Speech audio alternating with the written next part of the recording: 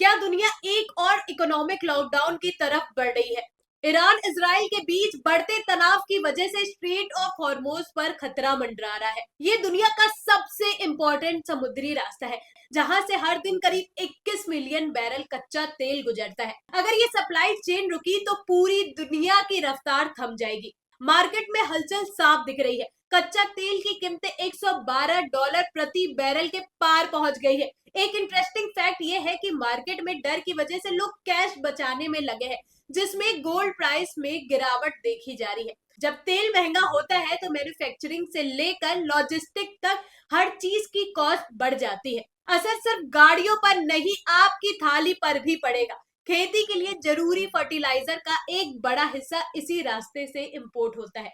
अगर खाद महंगी हुई तो फूड इन्फ्लेशन यानी खाने पीने की चीजें रिकॉर्ड तोड़ महंगी हो जाएंगी। एविएशन सेक्टर में भी हड़कंप है। यूनाइटेड एयरलाइंस ने अपनी 5% उड़ानें कम कर दी है और इंटरनेशनल फ्लाइट्स के टिकट 20 से 30% तक महंगे हो गए।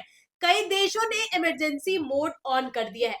जापान और साउथ कोरिया में फ्यूल राशनिंग शुरू हो गई है। ऑस्ट्रेलिया और यूरोप की सरकारें एडवाइजरी जारी कर रही हैं कि गैर जरूरी यात्राएं ना करें।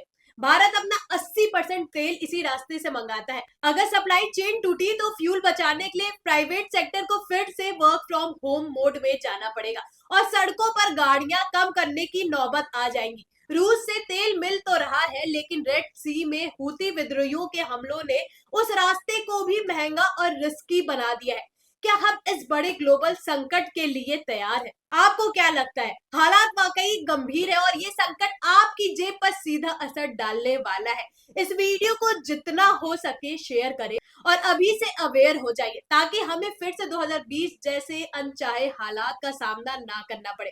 क्या महंगाई की वजह से फिर से 2020 जैसे हालात बन जाएंगे?